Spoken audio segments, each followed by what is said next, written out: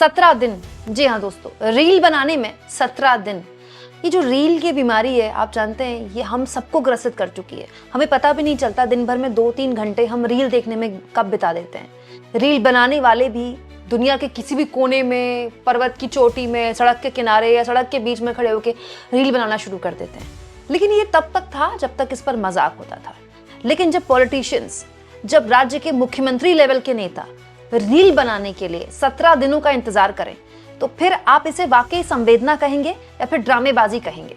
दोस्तों, एक बहुत ही शर्मनाक घटना हुई है और मैं चाहती हूं कि मैं अपने चैनल में इस घटना का जिक्र इसीलिए करूं क्योंकि अमूमन इस तरह की बातों पर हम बात नहीं करते, लेकिन अब बात करनी जरूरी है।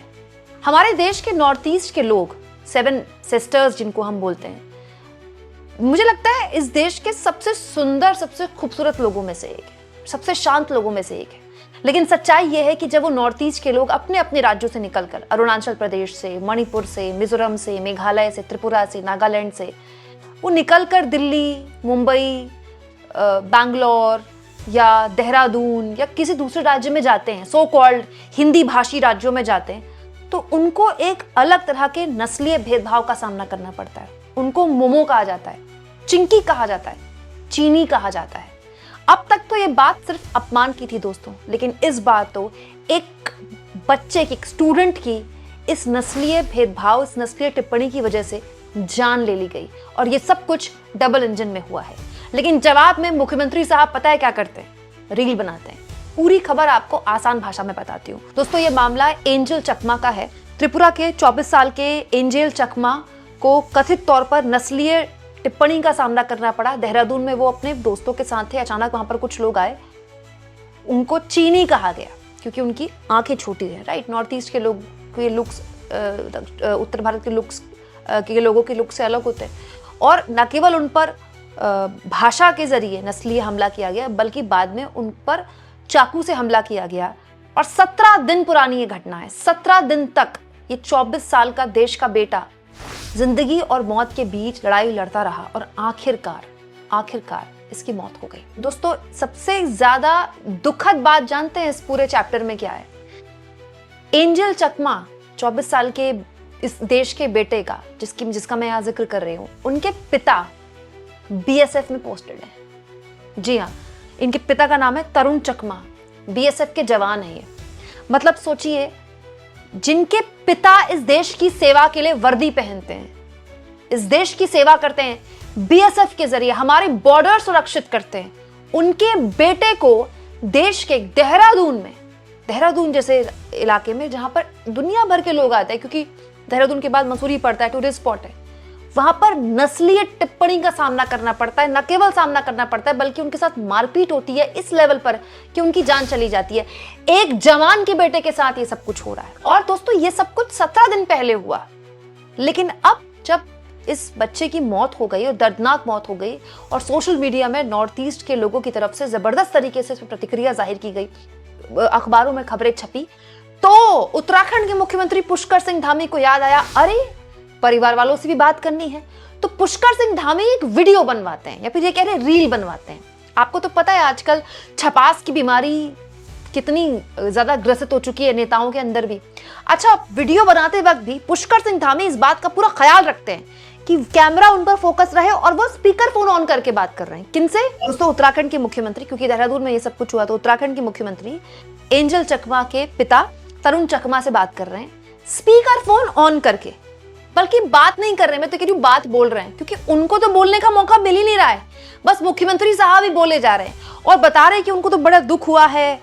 गृहमंत्री से भी बात हुई है, गृहमंत्री का भी फोन आया है, राजनाथ जी का भी, मतलब रक्षा मंत्री का भी फोन आया है, हम दुख की घड़ी में आपके साथ हैं। ठीक है, जरा सुनिए आप मुख्यमंत्री जी को। लेकिन बहुत दुखद है और हम बहुत दुखी हैं, मतलब सच में बहुत कष्ट है हमको। और मैं समझ सकता हूँ आपका बहुत कष्ट है, परिवार में बहुत कष्ट है, और थोड़ा सा हिम्मत करिए। और क्या कहें, बहुत आपके लिए, एक पिता के लिए इससे ज़्यादा कष्ट और क्या हो सकता है ना। माता पिता के लिए आपके परिवार में बहुत कष्ट, बहुत दुख है, बहुत अनहोनी है। हम भगवान से यही प्रार्थना करेंगे और इन जो भी लोग इसके दोषी हैं उनको हम लोग कड़ी से कड़ी सजा दिलाएंगे। हाँ, मैंने उनसे भी बात किया था, हमारे जो मुख्यमंत्री जी हैं डॉक्टर मानिक साह जी से भी परसों मेरा बात हुआ था, उनका भी फोन आया था और माननीय गृह मंत्री जी का, रक्षा मंत्री जी, सभी लोगों ने बात किया है मुझे, है ना। तो हम लोग बात कर रहे हैं इसमें, तो हम इसमें पूरी कार्रवाई करवाएंगे। आप बिल्कुल मतलब इस बात के लिए तो कोई आपको नहीं करना, जो भी कठोर से कठोर कार्रवाई होगी वो होगी। और हम लोग पूरे परिवार के साथ हैं, हर तरीके से आपके साथ हैं इससे दुख की घड़ी में, हर तरीके से, है ना। दोस्तों ये घटना 9 दिसंबर की है, आज 29 तारीख है। 29 तारीख को मुख्यमंत्री पुष्कर सिंह धामी को याद आया कि उनको एक वीडियो बनवानी चाहिए जिसमें वो पीड़ित परिवार से बात करें फोन पर। और दोस्तों बात भी क्या कर रहे हैं, बात बोल रहे हैं। ऐसे हालात में तो परिवार वालों की सुननी ज्यादा चाहिए। जिस पर बीती है वो जानता है, जिसने अपने बेटे को खो दिया। लेकिन मुख्यमंत्री जी अपनी सुना रहे हैं, उनको तो बोलने का मौका ही नहीं दे रहे, वो तो बस जी सर कह रहे हैं। और ये सब कुछ तब जब इस पूरी घटना को इतने सारे दिन बीत गए। अगर सोशल मीडिया में आउटरीच ना होता, लोगों ने इस पर सवाल ना खड़े किए होते, नॉर्थ ईस्ट के लोग सहित उत्तर भारत के बाकी लोगों ने इस पर खबरें ना बनाई होती, तो शायद मुख्यमंत्री जी को होश भी नहीं आती कि उनको कोई रील बनवानी और उसके बाद उसको वायरल करनी है। मुझे दोस्तों वाकई में बुरा लगा कि मुख्यमंत्री जी को अगर संवेदना प्रकट करनी थी तो इसकी वीडियो क्यों बनानी थी? क्यों आपको हर चीज वीडियो बना बनाकर शूट कर करके दिखानी है? इतने दिन हो गए इस घटना को, तब तक तो किसी के कोई वीडियो नहीं आए, ना किसी का कोई बयान आया। इंतजार हो रहा था क्या कि 24 साल के उस बच्चे की मौत हो जाए? और उससे भी बड़ा सवाल दोस्तों मैं अपने समाज से पूछना चाहती हूँ कि नॉर्थ ईस्ट के लोग ये हमारे लोग हैं, ये हमारे अपने लोग हैं। इनका भी भारत उतना ही जितना हरियाणा के, राजस्थान के, उत्तर प्रदेश के, उत्तराखंड के, बिहार के, तमिलनाडु के, कर्नाटक के या फिर आंध्र प्रदेश के या गुजरात के लोगों का भारत है। तो फिर कैसे हमारी हिम्मत हो जाती है कि हम अपने भाई बहनों के साथ इस तरह का व्यवहार करें? और ये कोई पहली बार नहीं है। मैंने कई बार तो ऐसा देखा है कि नॉर्थ ईस्ट के लोग जब दिल्ली एनसीआर में घूमते हैं तो लड़कियों का पीछा करते हैं, उनके साथ गलत व्यवहार करते हैं, उनको मोमो कहा जाता है, उनको चिंकी कहा जाता है, उनको चाइनीज एजेंट कहा जाता है। क्योंकि इन लोगों ने ज्योग्राफी तो पढ़ी नहीं, नीलबट्टा सन्नाटा, अनपढ़ गंवार लोग, इनको तो पता ही नहीं है कि इस देश में अलग अलग भाषा, अलग अलग समाज, अलग अलग संप्रदाय, अलग अलग जातियों में बटे लोग हैं। वो दिखते अलग हैं। दक्षिण भारत का व्यक्ति उत्तर भारत से अलग दिखता है। कश्मीर के व्यक्ति का कल्चर गुजरात के व्यक्ति से अलग है।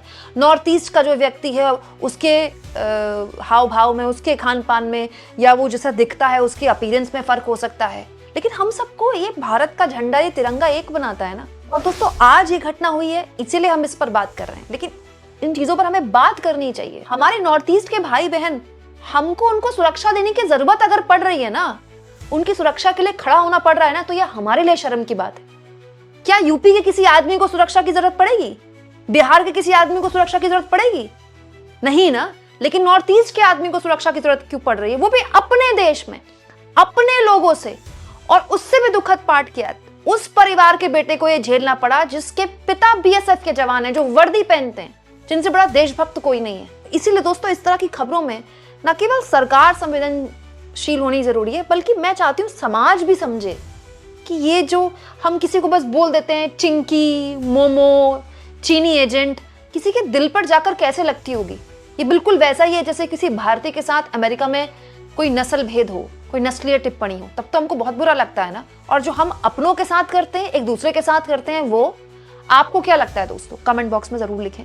और जितना हो सके चैनल को शेयर भी करें और सब्सक्राइब।